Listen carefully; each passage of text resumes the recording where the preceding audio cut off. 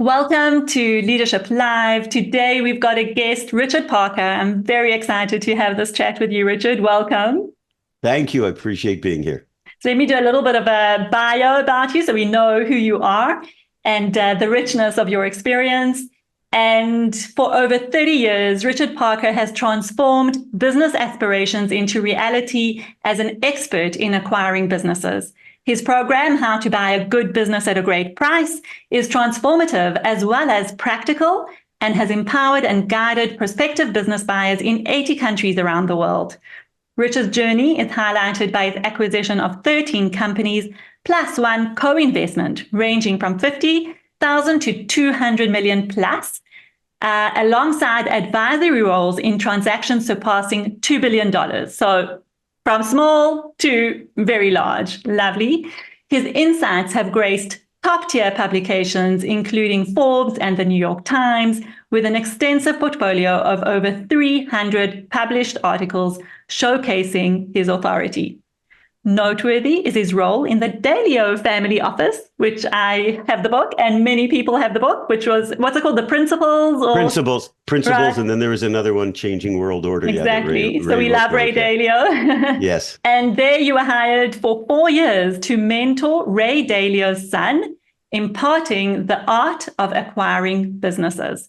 So Richard, welcome. I'm excited to have you on the show today because I think there is a lot of wisdom and a lot of stories that you are going to share with us. And before we start, I always start with a bit of a surprise question. So I'm going to ask you to choose a number from 1 to 10, because I've got a bank of 10 interesting questions, getting to know you questions. Choose a number and let's see. Number 9. Okay. Can you share a moment when you faced a crossroads in your career or personal life, and how did you decide which path to take? Oh, well, so there's crossroads in both.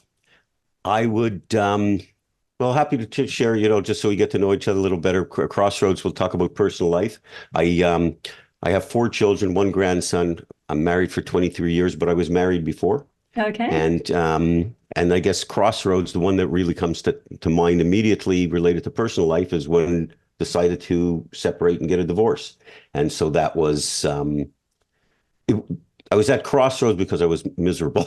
So that's usually actually an indication of a crossroad that's about to happen, right? Exactly. Well, at the very least, it should be a trigger. And I use the word trigger, not the way people use it today, that they're triggered. I use it in a way that it's the catalyst, if you will, to make a decision. Some people don't. But my father was very sick at the time. And he had told me that he had his cancer, which had come back. And he knew at that point that was going to be quite difficult for him to fight this. As it turns out, thank God he did well for a number of years. But I remember sitting back and saying, okay, if at my age and at that point in time, if someone came to me and said, okay, you've got cancer and you've got X period to live, what would I do? And so as I said, it was very difficult in my personal life. Professionally, things were wonderful, but one starts to bleed into the other. And so I said, so a few things that I'd want to do is, one, I would spend as much time as I could with my children. Second would be, I, of course, want to, I would also want to spend as much time as I could outdoors and fishing. And the third is, I definitely wouldn't stay married. And and that was. So you already had your children then? You had three children with my ex-wife, and I have 1 since. And everybody gets along great. And that's wonderful given a difficult situation. But that was a major personal crossroad. And sometimes it's a life event, which happened to be my father's life event, which was the catalyst for me for making that decision. There's certainly plenty of professional crossroads as well, but thought it'd be and I hope we get to some of them, but I think you're highlighting such a great question for people to take away from this. And that is the question. Firstly, it can come from someone else's experience, which is amazing that you were able to draw from your father's experience to look at your own life. But that question of, if I knew I was facing something so challenging that could mean the end of my life very soon, what would I want to have done? What would I want to be doing right now? And just sitting with that question, I think, can give you a lot of insights about your life and what's going on and how you'd like to live it. So, thanks for sharing that. Absolutely. And sometimes, those things are what becomes the the catalyst or the driving factor for you to do things in a hurry. Not as best you can in a good way, but things that you want to satisfy, because it's not to get overly philosophical, but we're not here for a dress rehearsal, right? So you want to be able to get the most out of it that you can. It's so interesting because I actually was reminded by one of those Snoopy cartoons. Remember Snoopy? Of course I remember Snoopy. Grew up with Snoopy. We're of the age that we can remember Snoopy. I don't know if the kids today grew up with Snoopy, but he's sitting with Charlie Brown, and Charlie Brown or Snoopy says, "You only live once." And Snoopy replies to him, "No, you actually only die once, but you live every day." And I think that's actually makes a lot more sense. It's funny that we remember comic strips. Strips. I don't even think kids read them anymore. Like it used to be, like you used to get up first thing in the morning, and I hate to age ourselves, but get up in the morning, and I used to read the sports section and the comic strips. Charlie Brown. I used to like BC and Doonesbury. Okay. Yeah, I was a Charlie Brown fan for sure. Loved those. Me too. Yeah, and then there was The Office. There was something about The Office. I don't know what it was called. Yes. I think it was called The Office. Was it called The Office? Could be. Yeah, I think so. Yes. Yeah. Very dry sense of humor comic strip. Yeah. Lovely. Okay. Awesome way to start. And I want to really hear a little bit about your backstory. So now you're at this place where you help people acquire businesses. And I love the name of your program. It's like how to buy a good business at a great price. I mean, really saying what it is and what we want. So what is the backstory to that? How did you get to a point where that's what you wanted to do? So I'll give you some specific timeframes of what was the impetus for that happening. Mm-hmm. I had acquired a business, first started something very small, then quickly acquired a business when I was 29 years old. And I had it, I really acquired it because I didn't have a choice. I'd made a horrible investment in the stock market, a reckless investment. Tell us about that a little bit. Maybe just tell us a little bit about that, because I think that's something people would like to hear about. Yeah, so it's like this. Mistakes on the stock market. Right, if you do the opposite of what I did, you'd probably be okay. Exactly. So I was 29 years old, working for a company. I was making $72,000 a year. This was in 1989, which was probably today's equivalent to $175,000, $200,000, which was pretty substantial for 29-year-old. I was working for a company that was growing by leaps and bounds. So I was certainly paid above what my prior experience deemed it that I should be paid, but we were all, working like maniacs to try to keep up with the company was exploding. And I invested in a company whose products we were representing, and this was in Canada. It was called Worlds of Wonder. They had a Teddy Ruxpin. I don't know if you remember that talking animated doll called Teddy Ruxpin, and they had gone public. Didn't make it to South Africa. Right, I probably did. Right. So maybe. I don't think the talking bear had the South African accent. That was probably the problem. Exactly. And then I had bought their stock, and someone told me about buying stocks on margin where you can buy double the stock for the same amount of price. And the idea was, said, look, when the stock goes up and you sell it, that's when you pay back the money. It all sounds great, but you don't get the flip side of when the stock goes down. And the stock went into the toilet, and I pissed away $60,000. Wow. And which for that point in my life at 29 years old was pretty much close to everything that I had. And I recognized that I could never get out of this mess. It was like a student loan. I wouldn't be able to get out of this mess by just taking another job. And I didn't want another job. I loved where I was working, and I was overpaid anyway. So it's not like I could have moved to another company and they're going to pay me more money. Yeah. So you recognize that the only way that I was going to get out of this mess is to get into a situation where I didn't have any ceiling on my earnings. And in looking at that, it was either I've got to get into my own business. And quickly determined that I didn't want to start up something, because it was very obvious to me that a startup means nothing, right? You're starting with nothing. You don't know what it's going to turn into.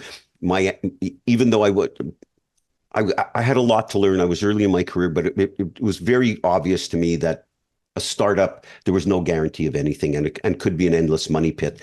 And I was very intrigued with the idea of buying an existing business and saying, here's something where I could buy. I know at the very least, I know I'd have an income right away. And I had our first child was on the way. And so for me, it was really a question of, well, if I acquire a small business, even though the money's not going to be the right amount at the beginning, at least I know I have enough to keep one nostril above the water. And which is what I did. And it was in a similar, it was a a manufacturer's representation company, and I was able to add products compatible to what I was doing before in the consumer products business. And I ran that for a short period of time. I was doing okay. I mean, I wasn't getting ahead of the game, but I saw that there was a path to go forward. There's a little bit of growth every month, so that was positive. And as I was looking about how do I grow this business, again, it became apparent that organic growth is very attractive and sexy and romantic and all those things. But if I want to really accelerate this, then I should acquire competitive businesses or complementary businesses and add them on, which I was doing with very little money and very creatively, not with no money. I'm not this person who tells people you can go out and buy businesses for no money down, because that's just BS and not reality. But you can get very creative, and I was out of desperation, very creative at the time, and brought in some companies. We merged some companies pretty creatively, but smaller businesses. And I ended up acquiring the rights at one point to Sega Video, and my business exploded. I went from $2.5 million to $30 million. And I ended up selling the bulk of my business back to Sega and some others, and exited the businesses, moved to Florida. And I was looking to acquire a business down here, and I got involved in a transaction, and everything was negotiated. I was in the due diligence, and then I started to find some real skeletons and some real problems. And I ended up exiting from the deal. And I remember thinking to myself, I was standing in Fort Lauderdale, Florida. I remember it like this yesterday. I was standing in the parking lot of the company that I was investigating. I just told the owner I wasn't going ahead with the deal. And I remember thinking to myself, I said, the average schmuck would have bought that business. The only reason why I didn't was because I knew what to look for. I'm not that smart. It's just I'd been doing it for a while, and I'd looked at lots of companies. At that point, I had acquired probably about 8 businesses, and I'd looked at probably 10 times that or more during my journey to buy businesses. And it's only because I knew where the skeletons were. And this whole business, that business was it turned out like it was like a plate of spaghetti. I'm not saying they were doing something fraudulent, but there was commingling different companies. It was just a mess. And that really intrigued me, because I said, okay, so what does the average person do who's looking to acquire a business? An individual has a few bucks saved up, wants to change their life, wants to improve their life, wants to get into their own business. They're going to acquire something versus a startup. What do they do? What are the resources that are available, et cetera? And I said, I ended up devoting a year to my life to investigating that world.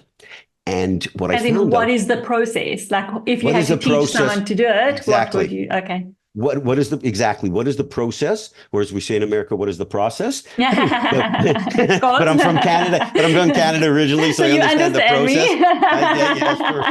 Perfectly. So there was also exactly what is the process, and what are the resources that are available? And I spoke with hundreds of people that had looked to buy a business that never bought one, individuals that bought one and were successful. Spoke to business brokers, accountants, attorneys, lenders, all of the people involved in the process, as you would say. And what I found out is, there's really nothing available for people. Like, I'm talking about the average person. I'm not talking about someone from Wall Street. I'm not talking someone with an MBA. I've since come to learn over the years that even with an MBA, they still know nothing, right? They still have no experience during this process or valid information. And I said, you know what? I think I could really help somebody. I think my years of experience, this would be a really good time to memorialize what I've done so far in the businesses that I've looked at as a result of that experience I just had.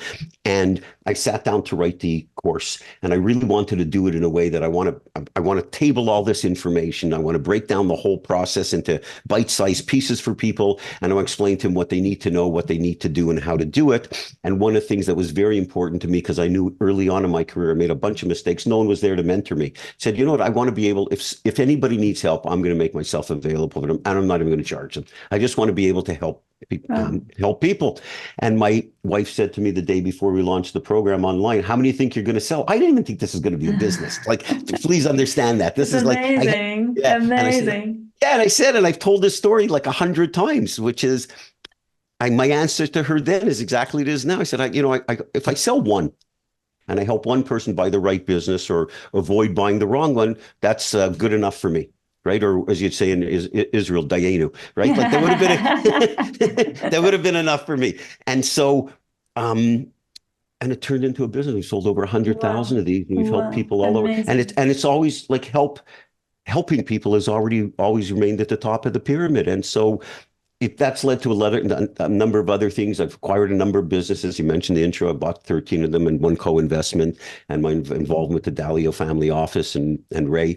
And it's been an unbelievable journey. And it's just been, it's very gratifying to have. I want to highlight a couple of points in the story that you've shared, because firstly, you said that because of the loss that you suffered, $60,000, which was basically maybe, you said almost everything you had. Pretty much everything. Yeah. Yep. So because of that loss, you needed to be able to pay that back. And you went the risky route, which is, well, how do I acquire a business? So that takes a level of courage, being able to take on a level of risk. That was quite a bold move at that point. You say, I need to pay back money, or I need to make up some money, and I'm going to do it this way. So that's interesting for me. What is it in that decision that helped you to do that, go that route rather than say, okay, let me work harder and get promoted quicker so that I can earn more, or, whatever it is, look for a better paying job, even though you're already in a great paying job? Well, the way I look at it was, I didn't think of it then, and I don't think of it now as a risk. I look at it, and for the reason being, when you don't have options, it's very easy to make decisions. It's when you have all these choices, sometimes decision making is more difficult. For me, now someone from the outside may look at it and say, oh, exactly as you framed it, that could be risky. I didn't see it that way. To me, I saw not doing that as much riskier. Yeah, because it's staying in much longer. Staying in a system that takes much longer to, if at all, make leaps, if at all. Exactly. If at all. And so for me, it was, hey, yes, I lost all this money. Yes, I have a kid on the way. Yes, I have bills to pay. But if I don't do this and I dig myself deeper into the hole, then it's going to be that much harder if there's two kids at some point. I'm wondering, what is the lesson here for our listeners to take away from that? There's something there that I think is important, which is sometimes not just maybe doing the obvious thing, which is working harder, working longer hours, finding another job. It's like there's something about thinking outside of maybe what is immediately available to you. I don't know. How would you define it? I think there's a couple of things as I've looked upon it and reflected upon it over the years, because I've been asked this question tons of times. Yeah. And one of the things, and as you were talking about it more, like to try to really drill down into, the real root lesson here, one of the things that I've learned over the years, and I've tried to really impart this to my kids specifically, is, and again, this is something that I don't necessarily think I looked at the time, but as I look back, it was something that happened, is, when people face uncertainty, the general tendency is for people to make a knee-jerk reaction or decision because they want to eliminate the uncertainty. Right. They look for safety.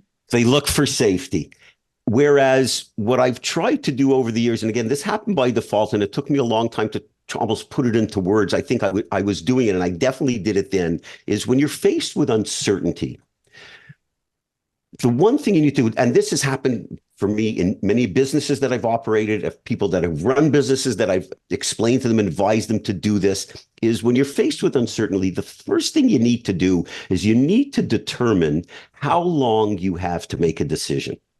Like, it's very different, if your house is on fire, well, you got to run in with a bucket of water immediately. Right. But if you're faced with the decision, you just lost X amount of dollars and you have to make a business decision or a life decision, that doesn't happen the next day. It would have been very easy for me if I would have been, for example, someone would have said, well, instead of paying you $72,000 here, come work here, we're going to pay you 85. I could have looked at that and said, well, it's 13 grand more. That'll help. It's so much after taxes. It'll take me extra. But that would have been a terrible decision as I look back at it now. So being able to take a step back, and when you run businesses, this is especially, I think, a good lesson when you're operating a business, determine how much time you have to make the decision. How much runway do you have? Because the time alone could provide some clarity. Right. Not immediately, because sometimes people say, well, it's like the more time I have, it's going to drive myself crazy. So I think I looked back and I said, I don't have to decide immediately, but I got to decide quickly. And so I think that's one lesson is uncertainty should be dealt with within the time frame that you have to make a decision. And then you can make a better decision. And so that's the first thing. I think the other part of it is if you don't, and this is like probably it is obviously overused, but if you don't take a risk, the risk is always commensurate with the reward. But risk can be mitigated how you look at things. And I guess at that point, when I looked at it, I wasn't wise enough. Don't get me wrong. I wasn't wise enough at that time to be looking at it right. that Sometimes way then. If you are wise enough, you might not take that step. So actually, sometimes it's better not to be wise enough. Yeah, exactly. Exactly. So some of the things when I look back now, it's easy to reflect what that happened. But in the moment, I don't think I know I wasn't wise enough at that point. But it's also a case of saying, what's the worst that could happen? Yeah. Yeah, like good. I was in a shithole, excuse my French. I was in a terrible that can happen. Yeah. I was in a terrible situation. Yeah. And so look at it. I mean, it's not like I could have been worse off. You know what I love, Richard? I love that this is an opportunity for our listeners. If you are sitting with a decision that you need to make, or you are sitting and feeling really like you're in a terrible situation, like you saying you were in, think beyond the obvious, think beyond the thing that will be the safest option and have a look at what else is available to you. And if this conversation can be a little bit of inspiration for that, well, let me try something, let me back myself, go for it. I love that because it really maybe will spark some different kind of thinking in someone listening to us today. And I believe when I speak you speak to business owners who've been massively successful, if they and I believe this also translates to the personal life, and that's why I like the question number 9 that we talked about personally. It's right. It's like, what's the worst thing that can happen without being reckless? Great question. What is the worst thing that can happen? Yeah, right. Without being reckless, and I think if you without being reckless, right? Of course. And if you can compartmentalize and be able to allocate, probabilities to things. So if I make this decision, I don't like pros and cons list, and I've really. And there's a book written by Annie Duke called How to Decide, which is a great book, and she talks about pros and cons list versus allocating percentages.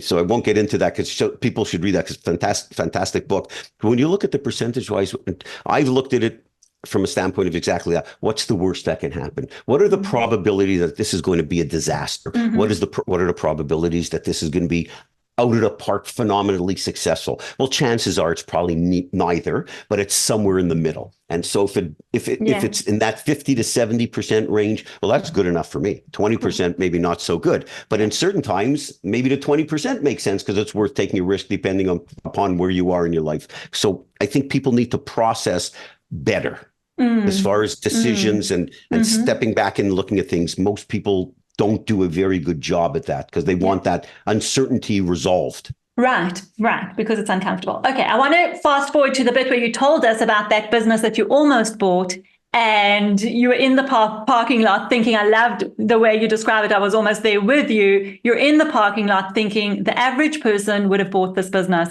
And that fueled your desire to say, hold on a sec, I know some stuff and I want to do something with what I know and what I've learned. And for me, that's just such an important point is there's a sense of mission and purpose and greater community, broader community here that is just really so awesome to hear about because it's doing something with what you have just experienced and having that aha moment. So just wanted to highlight that when you start with a sense of purpose and mission and something bigger than just how do I make the next dollar, it tends to take kind of momentum of its own. So I don't know, if you have any of that experience. No, I agree with you wholeheartedly. It does take momentum of its own. And I believe that if you don't plan for the mission, in other words, your agenda is pure. And I'm not trying to present myself as this holier than thou person. I've got plenty of faults. Don't get me wrong. My list of weaknesses is far longer than my list of strengths. But it really was, from a help perspective, it's always been that way. It's never changed. It's never been about the money. Even today, when I help people, it's if our program if we never sell another program, it doesn't affect my standard of living one bit. It's been an agenda to help, and it's worked really, really well. And what I've also found is I've seen instances of this in business and in life that have really resonated with me because it's been like a mirror image of that. And to give you an example, I've worked with hundreds and hundreds of small business owners, and from ones that are really struggling on Main Street to billionaires. And the ones that I found, that people that have achieved massive success, they never focused on the money. Yeah. It's always been they wanted to build a great business, or they wanted to empower people, and if you're they were passionate about something, or they had an idea. I want to jump on those for a moment, because that was actually leading to a question that I've already had in my mind, and that is, in Israel, we know that Israel is the startup nation, right? We might have heard number that. Three, I believe number 3 in the world, right? Yeah. Yep. So what we get a lot of young people who are, they might have done a degree at university or not. It doesn't really matter, but they've, done some cyber technology stuff in the army. Generally, that's what happens. And they're super bright individuals who want to do something with their skills. And the question that I have is that the way that they tend to go is to the startup world, right? It's like, oh, I have an idea, I want to do something. Or even if they don't have an idea, they go, I want to build a startup, let's find an idea. So for me, there's an interesting point to discuss here, which is startup or buy a business. Like what, you clearly have gone the way, and you've said already, startup, you start with nothing, buying a business, you start with something, but make the case for us for looking at how to purchase a great business at a good price. So to me, the thinking is, and I understand the startup, I understand the romance, the excitement, all of that, and certainly related to the tech world, which is prevalent in Israel. That's generally the route to go, because there aren't those, or you're developing a new product or a new technology or new application, and so it doesn't exist. So it's not necessarily a case where that could be bolted on, added to, or already in place with an existing business. However, that doesn't represent the majority of enterprise. In other words, the majority of enterprise are bland, unsexy businesses that people are looking to get into. And so unless I think that the startup nations of the world, and I think the idea of a startup is terrific for someone who's a young person, because I think it builds grit, and you learn to deflect and become a little bulletproof, and you've got to do everything, and you've got to build a team, and you've got to raise capital, and you've got to build a product. And most of these people aren't even properly prepared to do any of that. So you're flying by the seat of your pants, and you're really in the fire, from the fire to the frying pan. So you've got to learn all these things. And I think that's a wonderful experience, but it's not for someone who's 35 years old, who's may have a family or other obligations, or has already carved out a bit of a career in a certain industry. Their skills have started to develop. They need to replace or generate an income. When you look at acquiring a business versus a startup, when you acquire a good business, and I don't tell people to acquire a great business, I tell people to acquire a good business that you can grow. I don't tell people to buy distressed businesses, because those are garbage, and it's a never-ending headache, and it's a never-ending money pit. It's a good business. But when you do this properly, you get the keys to the place on Monday, you could take a paycheck on Friday. Right. And so, but why would someone sell a good business then? There's hundreds of reasons. There's the morbid ones like death, divorce, financial situations, health reasons. Right. There's other ones that people have just had enough of it. They want to move on to something else. There's other people that the business has grown to a certain point and they don't believe they can take it any further. And there's the other one where right now we're in a time where they call it this, the name they're calling it is the silver tsunami, which is these millions of baby boomers that are now reaching the retirement age that are going to exit their business. So people sell good businesses all the time. Interesting. Because in my mind, if someone's selling a business, obviously it's a business that, as you say, business in distress that needs help. Not at all. So that's a very interesting point that you're making there. Yeah. Yeah, and that's why I'm so fundamentally forceful with buying good businesses, because you can grow them. A good business on a solid platform that you can marry your best skill set to, that you can grow over time. And what businesses sell at a multiple of their earnings. So let's assume in average small business, sometimes 3 to 4 times. I don't want people to say, well, it's a 4 times multiple, but just to give you an idea. So when you think about this, for every dollar that you build a value in the business, you add $4.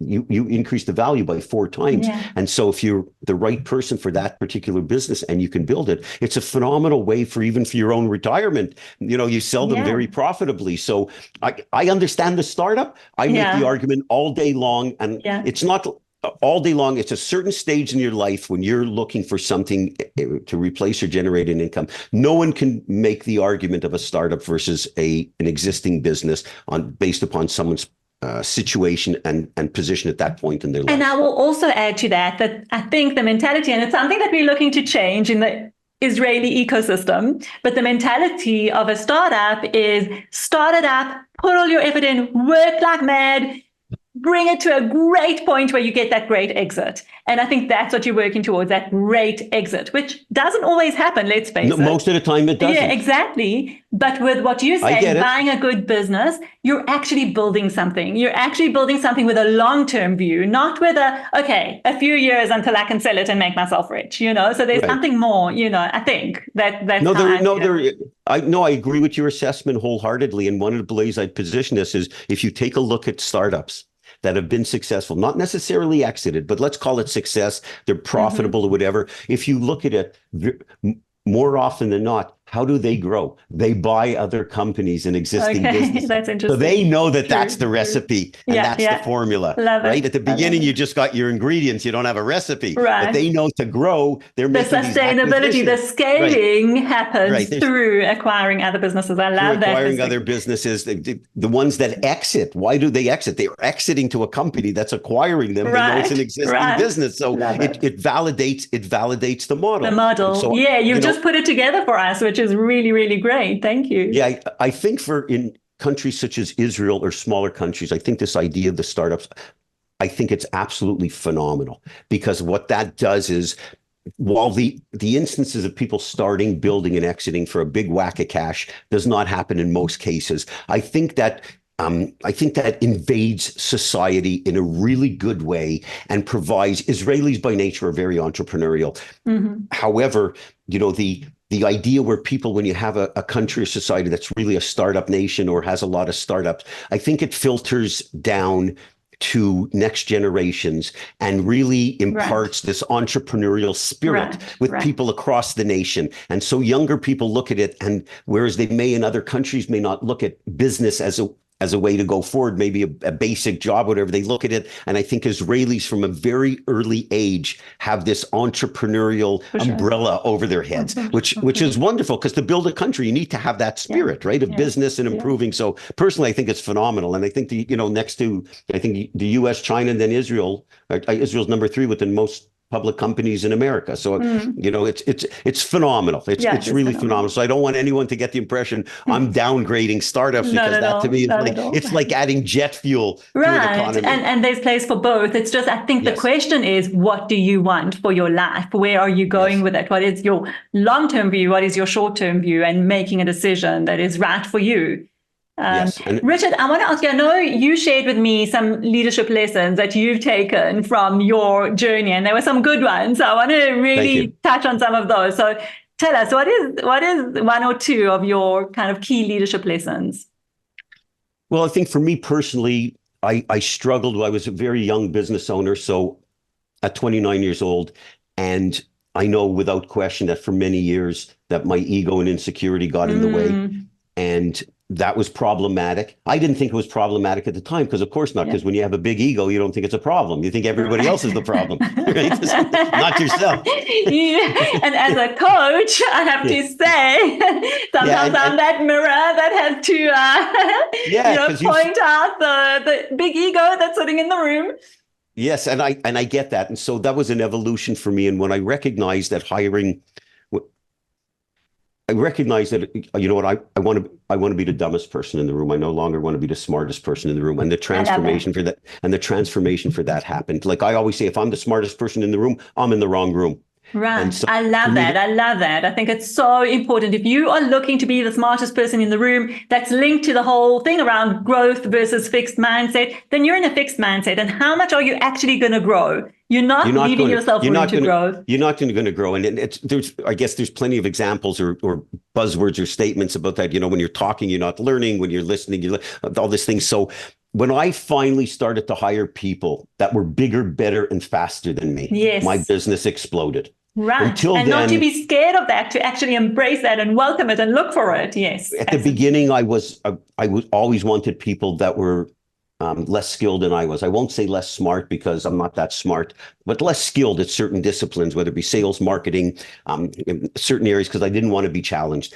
And when I realized that when we make that evolution, I'm not sure if there's a particular aha moment that had happened, maybe, but there were, getting exposure to some people that were really like way above, right? They were these were like crazy smart people in certain areas, and that was fascinating to me. And so when I was able to ratchet down my ego and park it at the door, that really was helpful, and that really lends itself to hiring people bigger, better, and faster and smarter than me. And there's a lot of drop downs to that, like not having to be right all the time, right? Like don't worry about being right, get it right, or do the right thing. Those type of things. Or bring the right person to get it right. Bring the right person, because being the right person, embrace being wrong.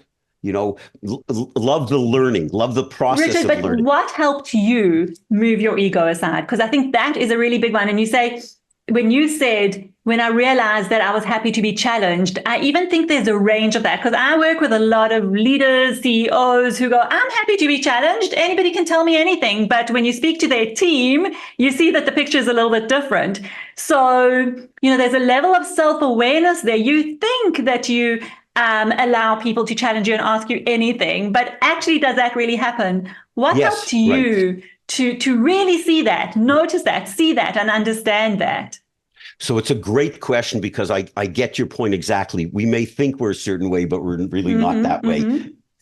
As I started running my businesses and got exposed to individuals, whether they be clients, suppliers, what have you, and I started seeing people that were older than me and really had a lot to offer related to how, to opinions, and recognizing that I think it morphed itself rather than a particular aha moment. And so I think back to some of the clients that I had, some of the lines that I was looking, or businesses that I was trying to negotiate for, whether to acquire their lines, and started encountering more and more people. I think they were taking me more seriously, and I was taking them more seriously, meaning I was more engaged and more impacted by the people that I was meeting, and especially when I was in Canada, started meeting US suppliers, and some of these people had built these crazy big businesses. And I started realizing, you know what? I'm really dumb. Wow. Like I'm just really dumb. I'm okay in what I'm doing, but I may be smart in this little area, but in the bigger picture of the way people have built businesses, like I started meeting contemporaries who were running businesses, and I had, let's say, 4 salespeople, and they had 400. And so, right. I love it. I want to just hold on to that for a moment, because what I'm hearing from you is that you went from your own ecosystem, zooming right in and thinking, whoa, I'm a big shot because I've done a whole lot of stuff, and look at my ecosystem. And yet when you zoomed out and broadened, and all of a sudden you saw, whoa, okay, here's what's going on in this bigger ecosystem, you realize, actually, I'm just a little peg here, or a little cog, and I have a lot to learn from other people. Just like almost that, I'm getting that sense of realization. I'm like, that's a great assessment. Exactly. I zoomed out and saw that, hey, I'm just when you stand up, what's the law of relativity, right? When you're standing up close to something that looks large, right? And you take a step back, you take a step back. You realize how small you really are. Exactly. Oh my God. Excuse me. I'm like nowhere. That's fantastic. And so when I think back, and I'm glad you asked that, because I haven't really reflected upon that enough. I had really thought that a lot had to do with the people when I was hiring bigger, better, faster people, and I found, first employees that would challenge me. But I'm glad you really asked that question, because you really peeled back. Because it's a step before. It's the step before. 100% correct. Yeah, yes. Yeah, and it was really the influence. I was in Canada, started meeting some of these American companies, and I thought, and I was doing great for a young guy. I mean, I was ahead of the pack. I was ahead of the pack than most of my buddies at that point, but I had a long way to go. So being able to see that, hey, I'm just, like you said, a tiny little peg. That's so I'm glad the way you dug into that. You obviously do your job very well. Thank you. Thank you, Richard. you double, actually, I was going to say you double click quickly, but you triple click pretty quickly. Yay, I got a triple. Right. And for people who don't understand the lingo, going deeper. Yeah. right? Yeah, going deeper, right. Richard, okay, we've come to an amazing conversation, coming to the end of our time, and I feel like we still have so much to talk about and kind of, learn from you and your experience. What I'd like to ask you now, because I'm a big, advocate for leadership starts from the inside out. It starts from within yourself. It starts with the mistakes that you make and being able to own those and learn about yourself in the journey. There's the learning of what you do better, but there's a learning and evolution of yourself as you go through this whole process. So I really want to ask you, what is something that you've learned about yourself along your journey? Well, a couple of things. First of all, related to myself, we talked about the ego and insecurity. Right, we did. I believe that if you could really embrace learning, love learning, and recognize the beauty that it can offer. To me, there's so many extensions that can come to place. The basic learning of going online and reading something, or going to, or more formal learning in school. But if you adapt that philosophy, and for me anyways, that every situation, every encounter, every human encounter is an opportunity to learn something by asking. I ask people a billion questions. I think sometimes, even in some of my clients, they've said, I thought I was the one going to be asking all the questions. I said, no, I really need to understand how you think about this, how your thinking is, like how you're going about this. So I think asking questions and that never-ending quest for learning for me is really important for leadership also, because when you have an employee, you want to be a good leader, asking employee good questions and wanting to know about their lives and their likes and dislikes and their hopes and their dreams and how they think. And sorry, I want to double click on that. It's also learning about yourself in the process. So there's the learning about stuff, how to do things. There's the learning about people and really getting connected. And then there's a learning about yourself. How have I grown through this interaction? So I think that's what you're pointing to. Oh, absolutely. And part of it, I think, is an evolution of time, because when I look at it, some of the things that I've learned or reflected upon or adapted to or embraced over the years have been a function of time. The whole wisdom thing that it's acquired over time. So I think that some of that to suggest that can happen in your 20s or 30s is not reasonable.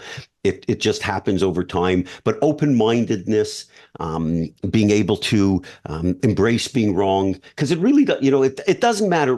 Being right is so overrated. Yeah, it so doesn't matter actually, because again, if you're right all the time, you're not really learning. That's the truth of it. You're not really learning, and how much fun is that? And if you get the idea, and you piss off a lot of people if you have that attitude, I believe. And so when you look at it and say, if you can embrace being wrong, you look at it and say, I don't need to be right, I need to get it right. Okay. Or I need to do the right thing.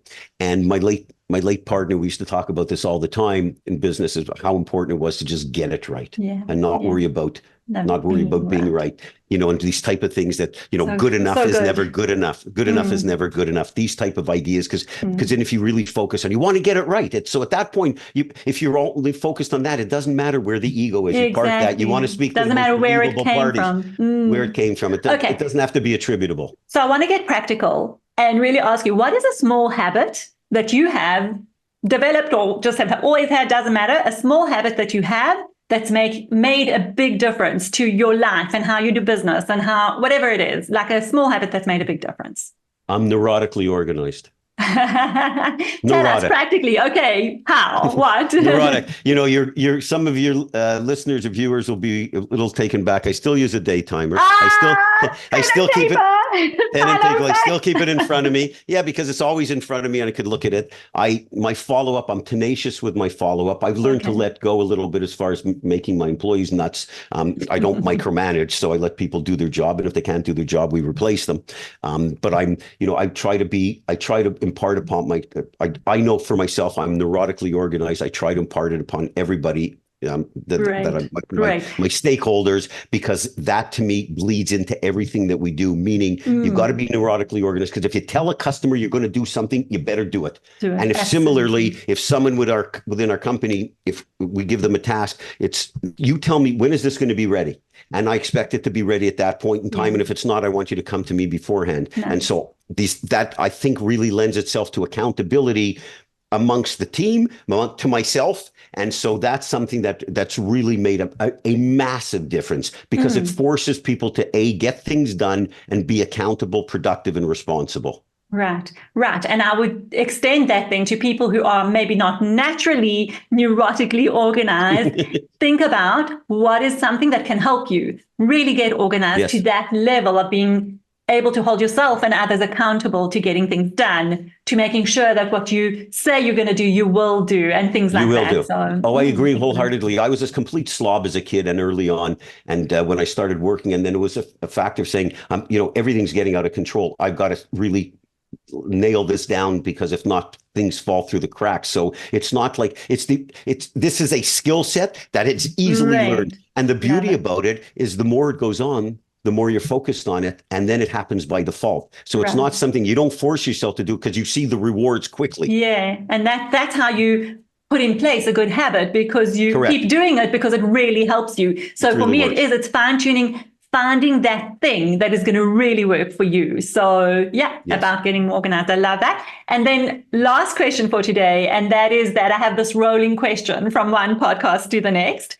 And my previous podcast guest, Ilan Samish, he's the CEO of a startup, asked you, not knowing who you are, about how do you link what you do, and I think you are going to be able to answer this really well. How do you link what you do to a sense of purpose and doing something which contributes to the broader community, and it goes beyond the commercial considerations, right? So, that's a great question. So for me, I think we've talked about some of it. I think the answer is pretty obvious, and I'm not trying to put it in a way that places me or puts me on like sort of a pedestal, because I'm not like that. But to me, it's the agenda of helping. And so I know with great confidence that what I've been able to put down in paper, or when people call me up and they have a question that they're looking to acquire a business, I know that I'm helping somebody, one person at a time, making the difference, one life at a time, one question at a time. And in the aggregate, it's made a massive difference, because we've helped tens of thousands of people. But I look at it in on an individual, question by question, case by case basis, that if I can help that one person answer a question or deal with a situation, I hope, and I ask them to make sure that they make that available to them. And I've always told my clients that where I've provided consulting, I don't charge them, and said to them, just the only thing you have to promise me, that if someone is in your situation in a period of time from now and they ask you for help, you got to help them. And so pay it forward. Pay it forward in a good way. So you want to mentor people, whatever. But I feel very confident, without being cocky at all, because I'm confident, but I'm not cocky, that by getting up every morning and wanting to achieve two things, I want to be bigger, better, faster, and I want to help one person, that over time it adds up pretty quickly. So I feel very confident about that. And I will add to that the helping one person is really also about helping the system, helping the community that you're in, because you are helping people think about how they can build wealth, which is about security and lifestyle and providing for families and whatever it is, in a way that goes beyond the traditional models of getting a job and working in a job for however many years. And I love that, because it's really empowering people. It's really kind of building something that just grows within itself. And I think that's wonderful. So thanks for that. Oh, my pleasure. Richard, it's been an absolute joy talking to you today. I've just really loved it. And as I said, I feel like we could carry on for even longer. I really appreciate it, because the conversation, I do a lot of these podcasts, and I really appreciate from where you operate, which is nice conversation about a variety of things. So I've really enjoyed your insight and your ability to recap the answers and your questions. And so wonderful. Thank you for that. Thank you, Richard. Let people know how they can reach you. Where can they find you? And we'll put it all in the show notes, but if you just want to mention for people who are in the audio so that they can have it in their heads. Okay, perfect. The easiest way to find me, go to richardparker.com.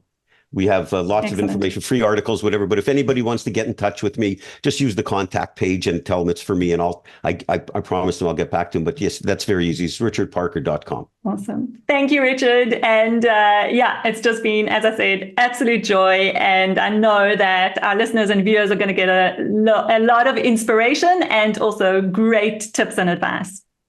Thank you. I appreciate you having me. Thank you for joining me today on this episode of Leadership Live with Richard Parker.